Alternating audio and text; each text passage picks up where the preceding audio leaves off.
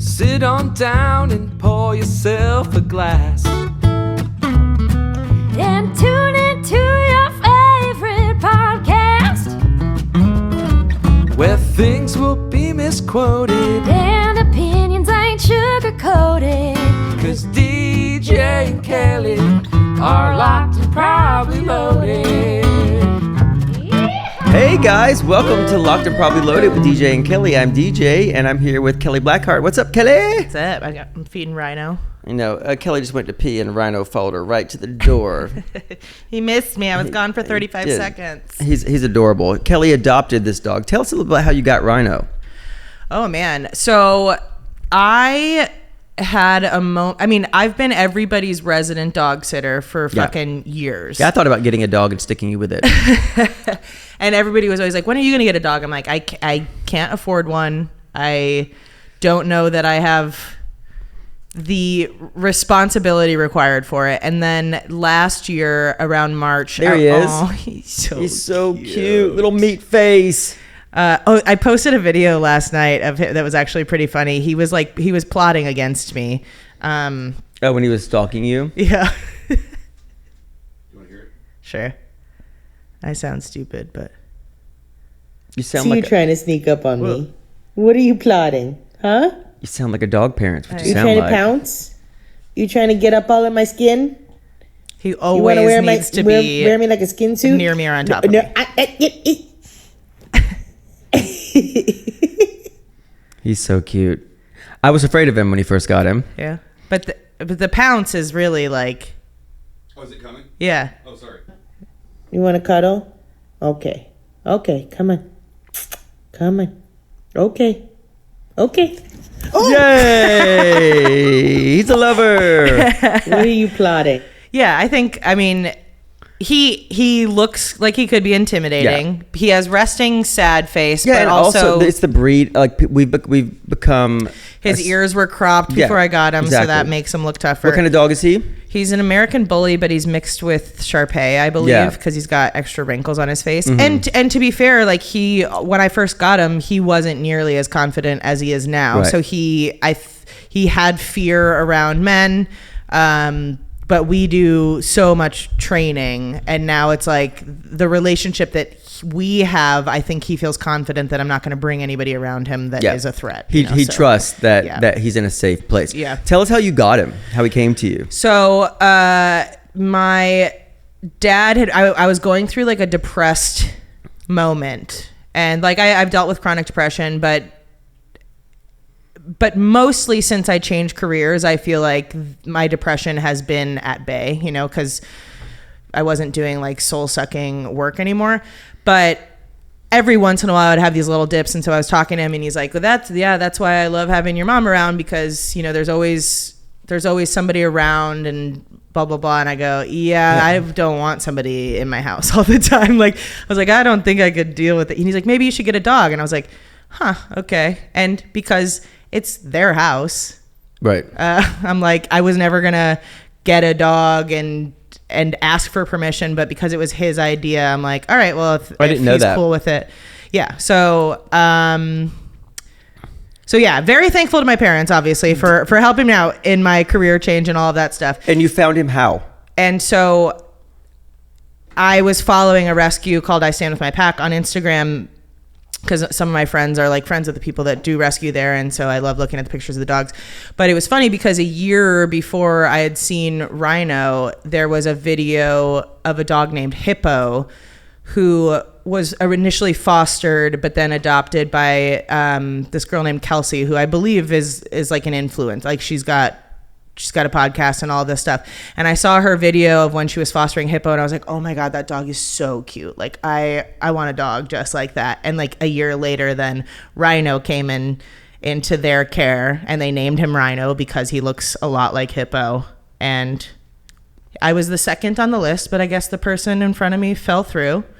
And the weekend I got him, I was so fucking sick. I was throwing up constantly and having a fucking panic attack going, what the hell did I do? Yeah. Like, it's scary, right? Yeah, it was such a massive life change, but also just trying to figure out a new dog while you can't even take care of yourself. I cried so much the first weekend I had him because I was like, I think I made a mistake. Like, and I wasn't about to send him back. Yeah, you don't it was wanna be that just like, I asshole. was like, I guess I'll just be depressed for the rest Everybody's of my like, life. And then I Rhino, you're wasn't going sick. to your forever home. Like, she cries a lot. Dumb bitch. She lost 6 pounds this weekend. But now it's like I can't even imagine not having him. It takes a while to form that bond too, and all of that stuff. It's interesting to see the change in you, because I mean we are not as sort of pessimistic and shit on things like people, like we sort of pretend like we are with each other. Yeah, a lot of times we do cynicism. Yeah, we're pretty as a soft, joke. but we're not really that cynical. But you know, when all of your friends around you like have children, like they can't stop showing you like. Every person who becomes a parent who talks about how they would never do that gets sucked into it. And so your whole experience becomes, you know, watching their kids do like, you know, look how smart he is. He stood up and all that stuff. And it's really cute because you do that. I mean, not to an extreme amount, but you definitely do that with Rhino because you love him. Yeah. And he's a big placeholder. He's a big part of your life. He takes up a lot of space in your life. Yeah, I'm with him more than any 24/7, you know. So I think that's really good. That vulnerability and that sort of. I also that it's interesting that you say that because that is something that I had been working on to actually actively talk about the things that are going on in my life, because I've always been so conscious of. I feel like nowadays when people ask you a question, they're not even really wanting to hear the answer. Yeah. They're doing it out of like niceties or whatever. And so I take that at face value. If you ask me what's going on in my life, I'm going to tell you. But then I see people just like not giving a fuck what the answer is. So I would always internalize that with like, oh, maybe you talk about this too much or whatever. But then when it's a you thing. Yeah. But then when I like talk to people in my actual life, they're like, you never tell anybody about anything that's going on in your life. And I'm like, whoa. So I became so cognizant of saying things one or two times. If I was dating somebody and I mentioned their name twice in a conversation, I would like overthink the fuck out of it. When in reality, other people talk about things they're excited about non-fucking stop. My texts are 47 pages long because I don't like a bunch of back and forth. Yeah. Like I hate it when you ask somebody a question and then you're 97 text in and they won't let it die. So I give a very thorough answer up front. Like people are like, how are you? What are you doing tomorrow? And I'm like, 45 minutes of stuff to read. Yeah. Read it at your leisure, but you don't have to text me back. Right. Yeah, you are a big paragraph texter, but I love it because it goes on. You could go easily on 6 tangents in one single text paragraph that you send, and that's a skill. And I love it. But I get it's better in written form to get back to where you're coming from. Like, you know what I mean? When you're talking into, like I lose track of stuff. I usually get back though. So we covered Rhino. I didn't know that. I didn't know that one of the reasons why that you were sort of reticent about doing it was because of what your parents would think. I've never known you to care what your parents think. No, it was about respecting the fact that it was their house. You know, it's like not that I wouldn't take care of it if he messed things up or whatever, but it's like I didn't want to do something where if they had an opinion that was opposite to mine, that I'd have to fight my case. I respect that. And it just wasn't. And it really is on brand for you when I think about it. You also won't let me rob them. I know. I've been proposing I'm so that we rob sorry. your parents forever, and you won't let that happen. I just think that there are probably richer people to rob. Yeah, but we probably wouldn't get away with it. I don't think you would feel good about yourself because it wouldn't take a lot of afterwards. skill, or we wouldn't get anything. Is that what you're saying? I don't think there's like that much extra going around. Okay, well, it appears that way to me. Yeah, well. But anyway, it shows your loyalty that you stand up. You're like, don't rob them. Don't rob my parents. That's a good child. That's a mark of a good child. Yeah, I'm very cognizant of my actions, and if I encourage anybody to rob my parents and somebody does, then I'll feel very guilty. And you know I have a guilt complex. I can feel guilty about anything. You really do. I don't. It's a phenomenon that I'm like, what the fuck happened to you, Kelly? Because I can't sleep if I feel Catholics like are I've guilty, hurt right? somebody's feelings. Are Catholics guilty in general? Yeah, but I mean, I've heard about Catholic guilt. I strayed from religion so early on. Like I never got confirmed. When I was 11, I said, I'm not doing this. What did your parents say to that? I mean, I was always playing volley, like a sport or something like that. So there were so many conflicts with doing confirmation classes and all that stuff anyway. So it's not like they've fought me on it. Yeah. And sports is actually what brought you to California to begin with, right? Yeah. Played volleyball at Cal State Northridge. Yeah. And so I knew that. I didn't know this. Oh, I think I did know this initially. But so your brother, this is a really interesting fact, won the Doritos $1 million Super Bowl contest. Correct. Yes. So in 2015, so Scott is the reason that I'm in entertainment. I was working in renewable energy and finance for 11 years, and he had always been trying to get me into comedy. And at the time, he was directing Tosh.0 and all There it that is, stuff. Yeah. on the screen right there. Yeah, you can play it. You want to hear it? Yeah. Yeah. See. I hope it's not contagious. So I do have it.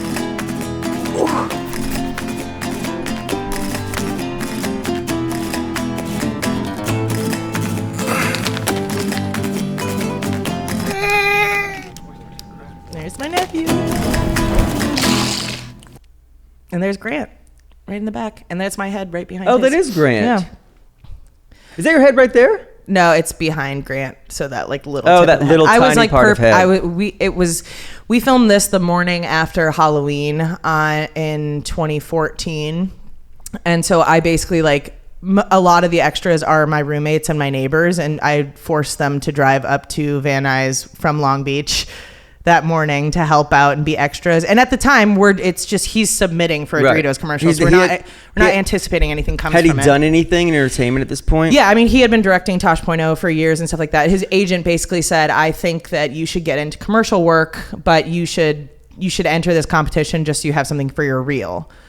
And You were at Northridge. I was living in Long Beach at the time. So Okay. This was 2014. This was after college. Yeah, I graduated college in And you went 2008. you said you were in a soul-sucking job. What was that? I worked in renewable energy for a while. My last job was at a finance company that dealt with renewable energy type stuff. And I'm not a salesperson. Like, I'm not motivated by selling as much as I Right. possibly can. Or And, money?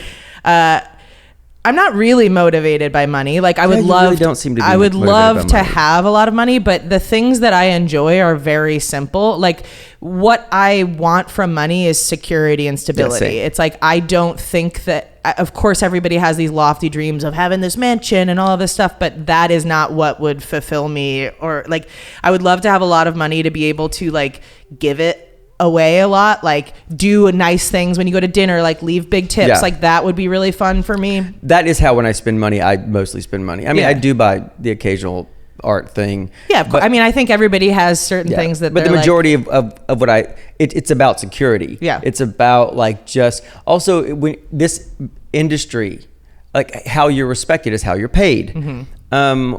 And it's a little crushing to be, 20 years into something and you feel like you're still at square one. Right. So that's how money sort of comes into play. But also just the fact that, I mean, if the pandemic taught us anything, it's that things can change on an absolute dime. Yeah, I mean, 100%. people's lives are completely upended, and it's sort of the only sort of absolute protection you can have. Mm-hmm. And that's why I really respect people who just one day walk into work and you're like, you know what? I cannot do this anymore. I know this pays a ton of money, but I am so unhappy. I cannot be here anymore. I did it. Yeah. I had a really stable job making pretty decent money in law and just couldn't do it anymore. And so when I meet other people who one day just went in and be like, my life is worth more than this. Mm-hmm. Yeah, I mean, Because it's not a thought that we're really allowed to have. No, That's you're supposed to pick a lane and stick in it for. I mean, I changed careers when I was almost 31, which is like that's when you should be. And I was like the highest that I could really be for what I was doing at that company. And I took $140,000 pay cut to go be a PA on the Jim Jeffries show. And that's when I met you. And yeah, and so it's like, to me, people are like, oh, that's brave of you to do. Well, I'm privileged enough to know that like if things, I did have savings when I left my job, but I knew that if shit went down that I had family that could help. Yeah. But also I knew that if I fucking stayed at that job, I would have ended my life. Like I was at that point where I was having suicidal ideations again every single morning for 6 months. And I was like, I gotta do something about this. So when Scott and Jim met and we're gonna do a show together, I was like, please, I'll do anything. I will get coffee for you. I will, because that's why I never wanted to change careers initially. It's like, I'm not gonna take a massive pay cut to go get somebody's coffees. And then when it got to the point where I was like, or die, I guess I'll go get the coffee. And also a big part of the difficulty of making that decision is that everybody around you is like, are you out of your mind? Yeah. And your parents are upset and they look at you like you're a failure or that you can't hack it or that you're... They've been incredibly fucking supportive. And I think it also helped that Scott was successful enough in entertainment and he was the one pushing it. And they could trust that he had instincts that maybe I could do something here, whether it's writing or producing or whatever. But you're definitely not a Nepo baby because you would be the worst Nepo baby ever. I mean, nepotism was involved in my hiring for sure, but we didn't even talk to each other the first season of the show. Like almost nobody knew that we were related to each other because we wanted to. But the perks weren't directly like you're going to go and have an office in the corner. Oh no, like I didn't have my own office. Sunset No. with enough money to live on. I started as a PA. Minimum wage. Yeah, I made seven something a week. Like that's why when people refer, I mean, no one's ever done that about you to me, but like when they're like, well, you know, their dad is an actor and they work in the mailroom at William Morris. Yeah. And I'm like, do you have any, my manager's assistants, they'll respond to emails at like 2:00 in the morning. I'm like, go to bed. Yeah. But the thing is about that is that I've all gone on to, if they want to stay in entertainment, a lot of them are like, you know what, this is not for me. Right. I don't want to give my life to this. And they've bounced out of it. But the people who stay and go through it, have all gone on to really great positions in entertainment. You find out what you want to do by getting your foot in the door. Yeah. And so, and I'm a big believer in use anything that you possibly can. Like when I went to college, in my entrance letter, I referenced the fact that I had cancer and my grades weren't necessarily as good as they should have been because my homeschool teacher was the PE teacher. Like he taught health and PE and he was trying to teach me like algebra and shit and he couldn't do it. So I you know, don't know that stuff and still don't know it. I don't know how to parallel park either. I don't know algebra either. But I'm a big, so I wrote it I was like, this happened to me. This is my circumstance. Use anything that you possibly can. Yeah, for sure. And I'm like, I even said to Scott, I was like, I don't want like a producer position. I think he was like, yeah, I wasn't going to get you. You're not going to get one of those. It's like that because his I mean, I think he was always really confident that I would be good at what I did. But his reputation's also on the line. Like that's what's weird to me is then now when I have people that reach out to me, it's like, actually more pressure. I haven't if you're fucking up, it's like, hey, get it together. This is my job. I've earned this. I mean, Jim told Scott that if I sucked, he got to fire me himself, which I'm sure he would have enjoyed doing, but unfortunately, he would have written it in your birthday card. I did it okay. But yeah, so I'm very thankful to Scott for getting me to switch careers and do all that stuff. But yeah, he won the $1 million in 2015, and it was very cool. Since you, what year did you make this switch from your job to start entertainment? 2017. Have you ever had moments in that time of looking back saying, what the hell have I done?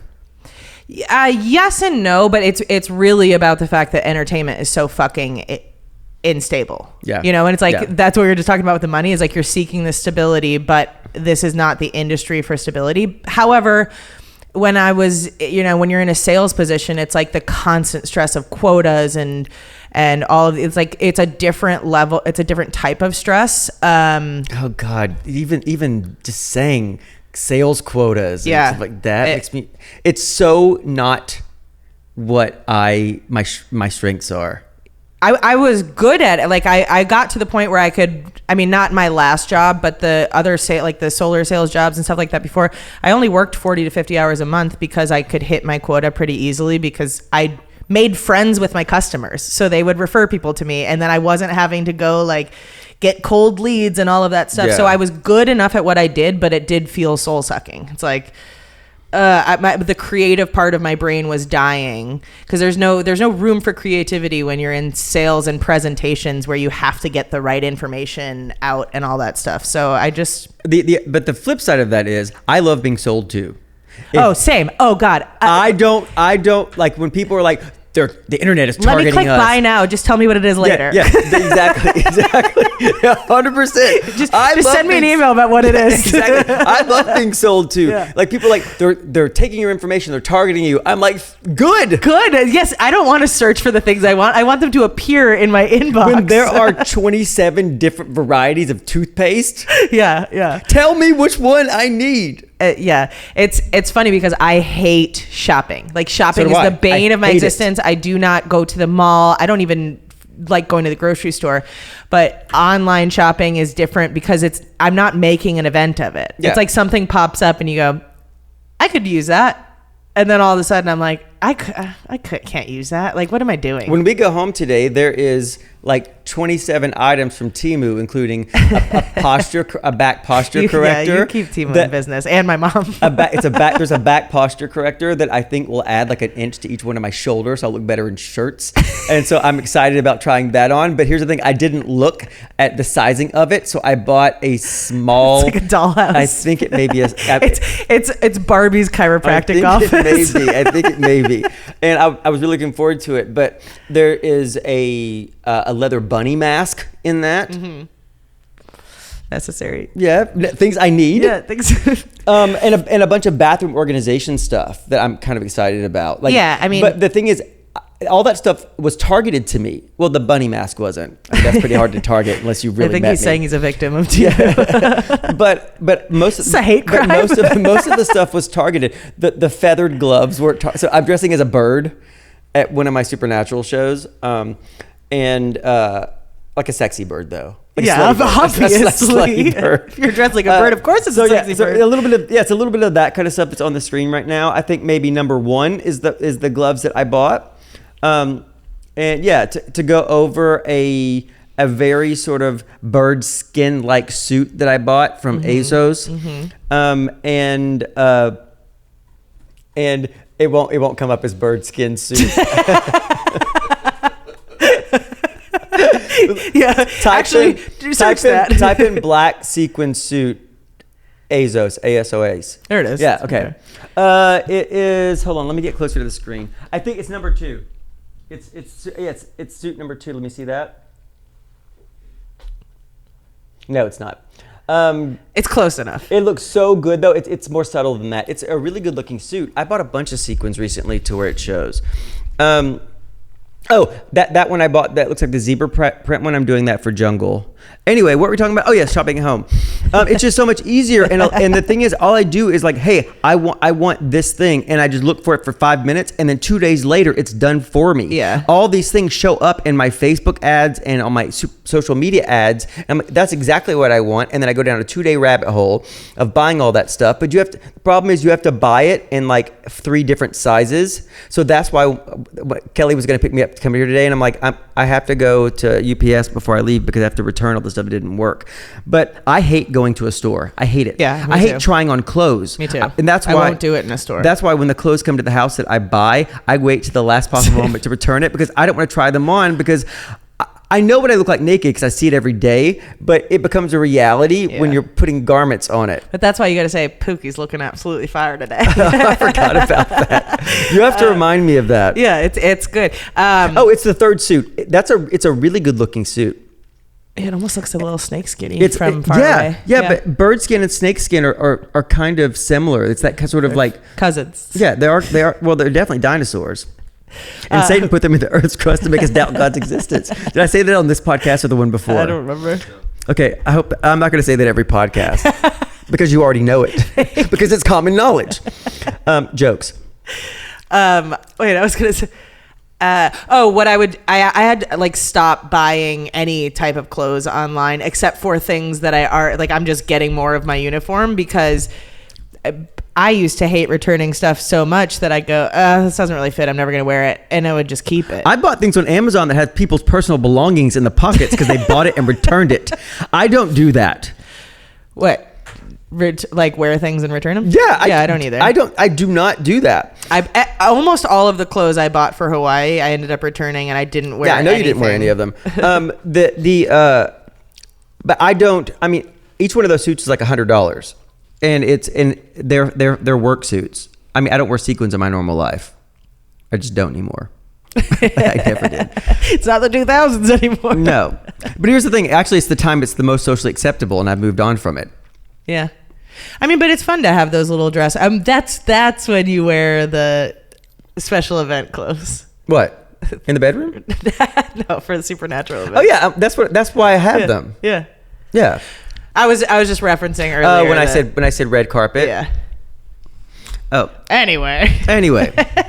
Anyway, so I had all those. I had no questions planned to ask you because I'm not a great interviewer, but I listened to each one of those responses because I listened to you. Oh wow! But I wanted the audience to know a little bit more about you because if you've decided to go on this journey, I don't know if you necessarily would based on what we've done so far.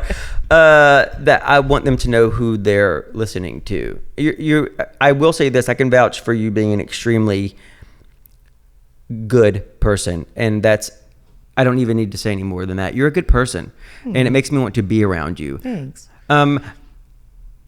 Is gonna follow up with a roast? No, I'm waiting for it. I thought about it. See, I have a hard time loving on somebody and not punching them in the balls right afterward. But just a gentle tap. But the irony is, I hate it when I get nut tapped. I don't like it. Never done that to you. No, but you're just a good person, and like. One of the things I love most about you is that you're one of the things that you love are words of affirmation. And like you asked me to write you a letter for your birthday. Not you year. Specifically. No, but no. I was like, DJ, yeah, tell me you love me a letter. But you hinted that's what you liked. Yeah, it was the pandemic and nobody was going to be getting together for birthdays, and so I said, hey, if you have a story about a time we were together, like send me a letter. And it was such an easy thing to write. And I enjoyed writing fucking bawled. Oh, your letter. I just remembered I have to do an affidavit from somebody's court case. Someone write that down. It's like 7 days overdue. Oops. Somebody's suing somebody, and I was witness to something, and I've got to write an affidavit today. Okay. Well, we can write it on the way home. Yeah, that's something you can help me with. Yes, with my legal degree. No, I have to write what I saw without editorializing, and I know how to do all that stuff because I sat on a bit of discovery when I worked at the law offices of Bart Durham, which is a personal injury law firm in Nashville. Have you been injured in an accident? Call 1-800. I don't know if it's 1-800 Bart Durham. I don't remember. But yeah, I'm really loyal to that law firm because Bart Durham is on the left. I think if I'm not mistaken, he won a Supreme Court case in like 1969. Maybe it was the state Supreme Court to allow him to advertise on television. Like he was one, but if that is a cloudy memory, I definitely know that he is he sort of pioneered that. You know, like Better Call Saul. Mm-hmm. He was a pioneer of that.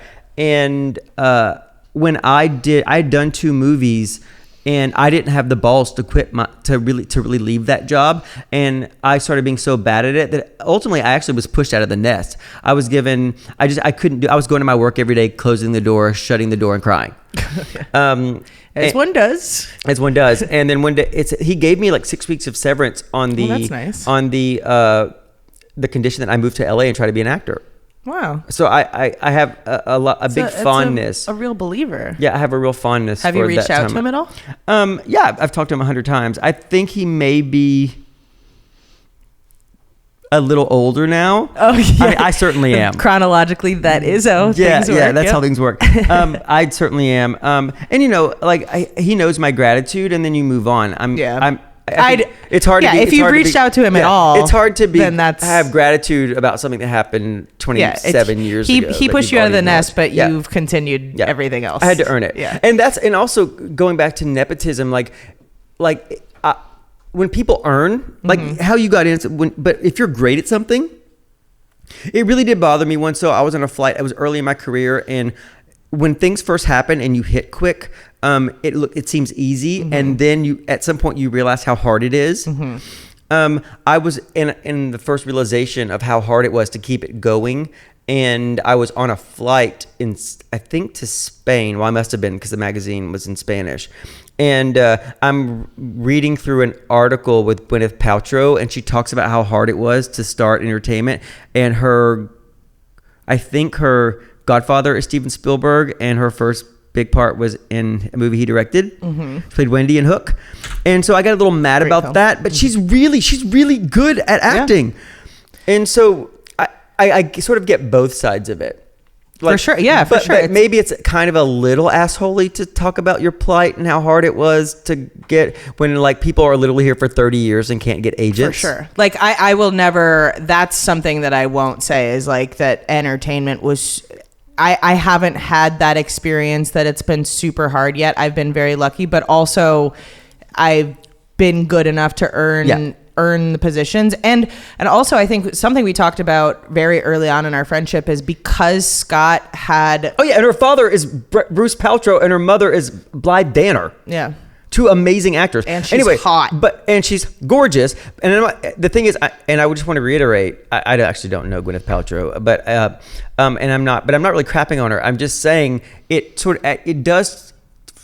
turns people on you when they already have a nepotism idea about you. Yeah. And then you bitch about how hard it was to Right. get established. It's one thing to be like, this industry is really hard for other people to break into, and I'm so grateful for the position I'm in, versus I worked so hard And also to get our here. It's like- patience now about bitching about privilege has started to... yeah. Well, not started to. It's frayed. It's definitely free. Yeah, it's... I mean, it's like everybody has their own version of hard, and I do like to keep that in mind, but also check yourself. Yeah. Check yourself before... Have a little self-awareness. Tell your friends. Tell your friends you felt that it was hard for you. Tell your friends, but don't tell a Spanish magazine that's the only thing to read on a plane before the internet. don't you know what I mean? Before you could log on and do other stuff. Yeah. Yeah. Hey, Gwyneth Paltrow, come on the show. Hey, send us some goop. I'm not a fan of the goop. Feels like one of those words that's on a forbidden list, you know? Well, I mean, I think it was when she was married to Chris Martin. She was from Europea for a while.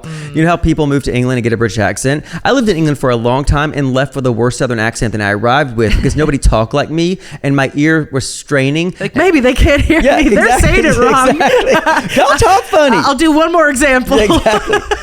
But I wasn't going to come back home to America and do this. Well, he's parking the car in the garage. Or do you have any aluminium foil? It makes me want to punch people in the face that do that. It feels very disingenuous. Like, I can pick up an accent pretty quickly, but I'm not... you have to work to call it the lift, not the elevator. Yeah. Oh, no, 100%. If you're changing the verbiage of everything, that's really... But like... Do you think it would be easy for you to call aluminium foil aluminium foil? Not at all. Or call basil basil? No. You can't... Or pasta. Is that what they say? Yeah, pasta? they do. They say pasta. Anything that we do a soft A with, they do a hard A with. Lock them up. Yeah. All of them. Yeah. Lock them up. And sometimes things that end with an A almost have an R sound at the end. They say pastor. Have you noticed that? Australians do it too. I noticed that more in Australians, but I don't know. I guess I haven't. Here's something interesting and apropos of nothing. I had to do 1600s American accent in something on Netflix a couple of years ago, and they think it's close to it's like a mixture of Irish and the Canadian accent with a little American? Boston thrown in. Yeah, the soft Accent. soft R's like like an R was but it almost sounded like Irish and pretty guttural. Is there a video of how this accent sounds? No, don't pull up a video of me doing it because I don't want to be criticized. Is there a video of you on Google doing this? If you do you have your own YouTube if you channel? want to look up, don't do it. We won't do it for you. But if you want to look up, type DJ Qualls as a rat speaking in an old English accent. I play a rat. Oh, is this It's that the Cabinet Guillermo del of Toro thing, so Curiosities? yeah, but it's interesting that I don't remember how we started talking about that, but. Oh, and the original British the new British accent, they think started with the rise of the merchant class who were trying to fit in with the aristocracy. It's like sort of like how the Kardashians invented that accent and now kids are mimicking it. Kim. Yeah, exactly. That's how language changes. Yeah. No, 100%. It's like that is one of those things. I used to be such a stickler for like grammar and stuff I like hate that. vocal fry though.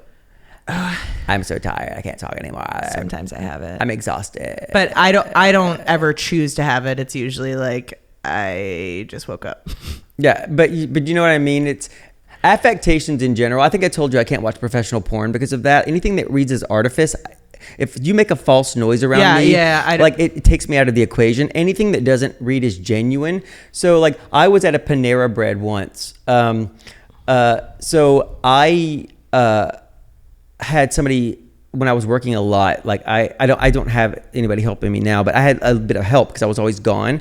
And so I had somebody help me come over and like straighten things up and help me clean the house a bit.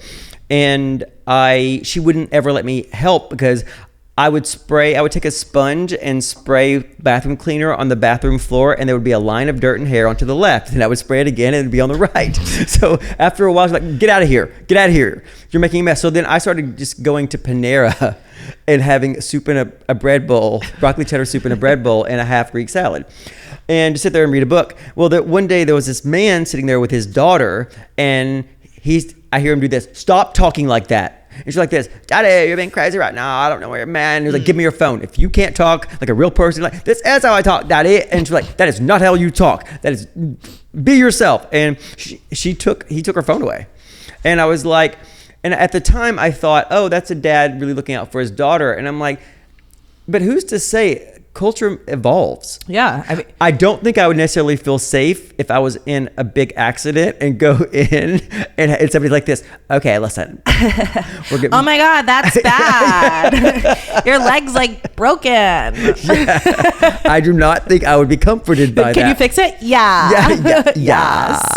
Yes, But here's the thing: in 100 years, maybe people would. When everybody talks like that, and that's why I really walked away from being a grammar stickler too, because in most cases it does bother me. It does, like, it would affect if I was having conversations with somebody regular and they were constantly messing up. But if you are dirty talking me, and, oh God, and it goes. It can be a little grammatically incorrect, but if you do like, this, I wanna touch your penis. Y-O-U''re. Well, yeah, especially if they were spelling it. No, it's just like this. If somebody did this. Oh, I thought you were talking about sex. No, but the sex talk, like face to face. If somebody was doing something like this, I remember yesterday when I seen you in those jeans. Like it would definitely soften the mood. I wouldn't like it. I'm really sincere. I'm not great at dirty talk. You have to be.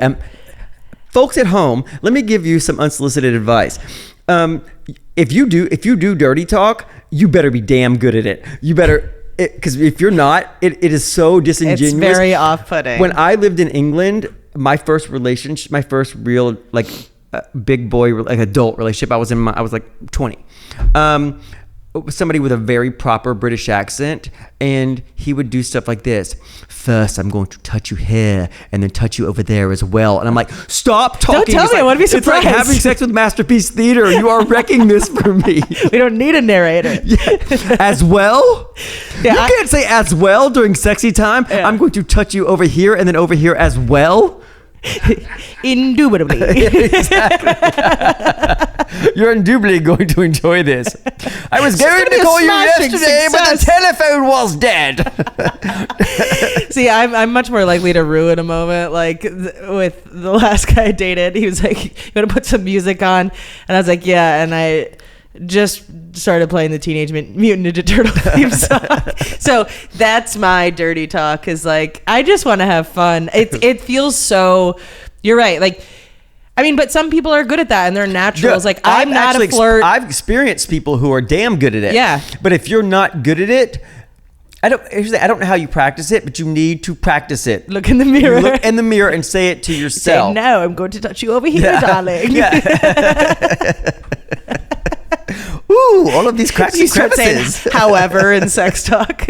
Yeah. Do you like that there? Although if somebody turned to me and said, I want some more, please, I probably would like that. I want some more, please. Keep it simple. Yeah, keep really it simple. Yeah, exactly. The thing is, like, I also don't want to hear you talk that much. And if there is a semicolon in the sentence, it is wrong for the bed. There's only 2 colons in this bed. Oh no, no. And you've lost me. Good night, everybody. Here's the thing. I'm surprised it took that long to devolve into that. Yeah. This is our 4th episode, isn't it? 5th? Is it our 5th? Yeah. Wow. Yeah. So for our 6th, we'll do a greatest hits episode. We'll just show up, introduce it, and do all of our best clips. Something worth noting too is we are pre-recording these before we release, and so as we move forward in time, people will be able to email us and do all of that stuff. We'll answer your relationship question. We can give unqualified advice. The beauty about doing let us something, break up with your boyfriends for you. I'm great at that. I've never broken up with somebody on Cameo, but I've told people they're having babies. I've guided them through stuff. I love telling people things. But also, I'd probably encourage them to do it themselves. Chain flange. I would tell them chain flange. I would tell them it was actually flange. I would encourage them to do it in person, but on the show. Right. Yeah. But this is a living. It's a living thing and a changing thing. It's like when we talked about that, when we started talking about doing this, you look at the pilot of a TV show, and season 3 of the pilot of the show is a completely different thing because things evolve. And I'm very much looking forward to interacting with people. But until then, I don't want structure on this. I don't want to come in like I had a couple things I wanted to talk about today, but like, and they were in the last episode. This episode I like a lot better because I don't like construct. Yeah, I mean, and I told you, I'm like the podcast that I do with Jack and Tommy. It's called the Unsolicited Podcast, and we that would be $1,000. We did our first episode, and it was so structured. It was like a get to know each other, and we were asking each other questions. And we finished recording, and we go, "What the fuck was that?"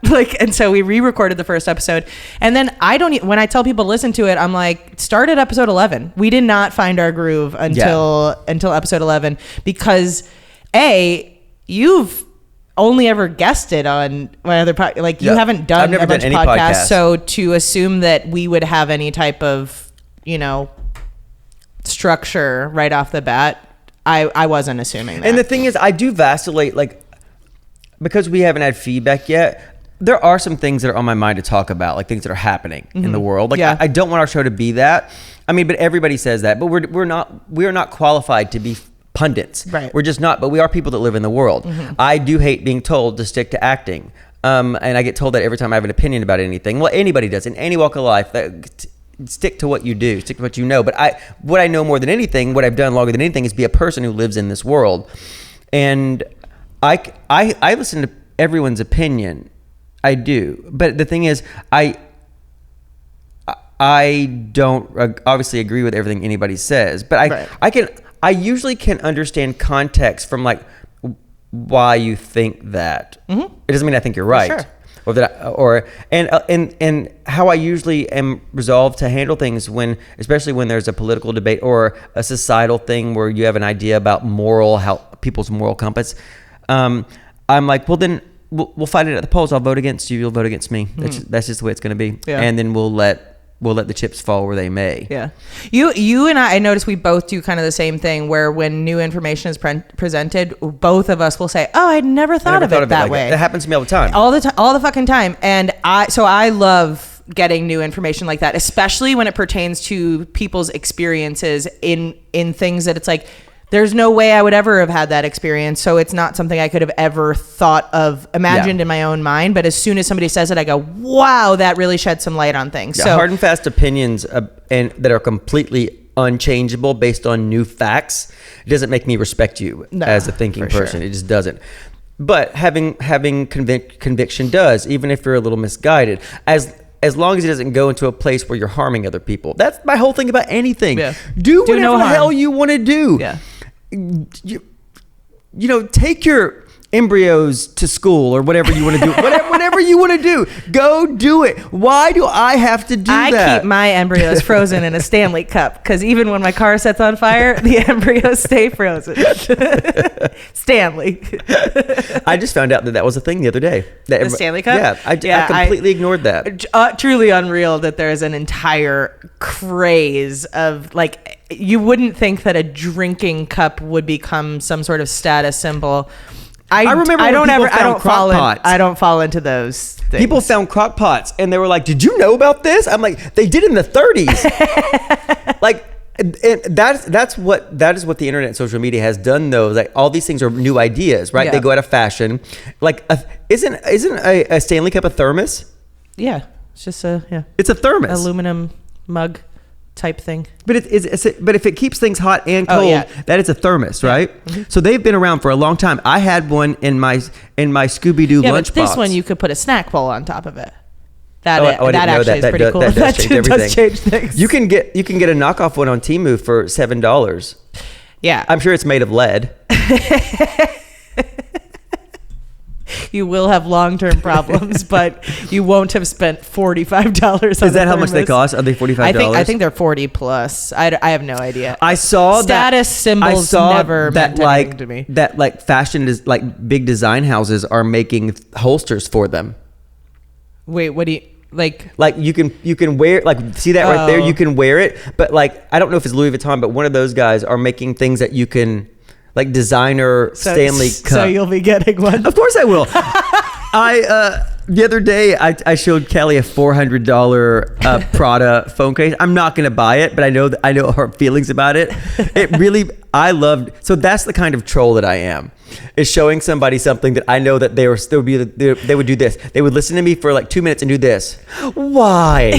Why would you do that? But I enable you when I know it's important. Like when you that. talk about They're like $500. That's expensive, antiques man. and stuff like that you're really excited about. Oh, yeah. I go, whatever, you'll make more money. But when you talk about stupid shit like this, I go, why the fuck would you spend $525 on that? You're like, because it's cute. Yeah, the difference is about, well, also that is part of the redneck in recovery of me, because like think about, I mean, when you come from something where you couldn't possibly save enough to have skin in the game, if you could get something nice like a bass boat or Right. like a fancy rifle or whatever it is that you like, a nice truck, that's showing that your life has sort of meaning, that you've sort of made some progress in it. So I completely get that, but that is because bass boats were never my thing for reasons known to all of you that are listening, or big trucks. It's that kind of thing just became something I could look at on a hard day and be like, this, I've done something, Yeah. I'm doing something. I know it's vapid. And as I've gotten older, it's losing its sort of shine. The arts and the antiques though are, if I don't know what You'll else. die. I just don't know what else I would do. I don't ever want you to be depressed. Yeah, so I just say yes it's to either that everything. or gardening. Oh, Exactly. no, we'll get the antiques. All right. Exactly. You want to play us out with the Teenage Mutant Ninja Turtle theme song? Guys, we'll see you next week. Is this really the theme song? Yeah, this is our new theme song. It goes like this. It goes, here's and a half shell. Yeah, you didn't know the beginning part? No. How do you come in halfway through the... Oh, because I think when they went to commercial, You were busy coming in your no, eye. I think when they went to commercial, that had come in my eyes. No, I think no. It's, Which affected my hearing. when they went to commercial, they used to play that heroes in a half shell. Yeah. Oh, they just did like a little sting. Yeah. Maybe we were so poor we couldn't afford the first part of the episode. You had to pay for the theme song in 10-second increments. The local channels we had came right in from the middle of the episode. Yeah, well, I had sex to this song. You did? Yeah. That wasn't pretend. That No, was it wasn't true. pretend. Well, because it. there was a reason that I switched to this, because initially, before he came over, I was watching a Hitler documentary, and so I was really trying to lighten the mood from the Axis and the Allies. I can kind of understand that. The movie Harlem Nights has been randomly playing when I was trying to have sex as a teenager, and both of my, maybe like 2 out of my early 5 sex experiences, it was randomly in the background. And so I do kind of associate that with Soundtrack to my life. 5 minutes of bad sex and Harlem Nights. All right, guys, check us out on Patreon, patreon.com/loadedpod, I think, right? Yeah. Bye, guys. If you're offended about things, you can tell us if you want. But if you're happy about stuff, or you want some advice, or you want to participate in any way, reach out to us Yeah, at our email. Probably loadedpod@gmail.com. Bye, guys. Bye. Sit on down and pour yourself a glass. Then tune into your favorite podcast. Where things will be misquoted. And opinions ain't sugarcoated. coated. Cause DJ and Kelly are locked and probably loaded.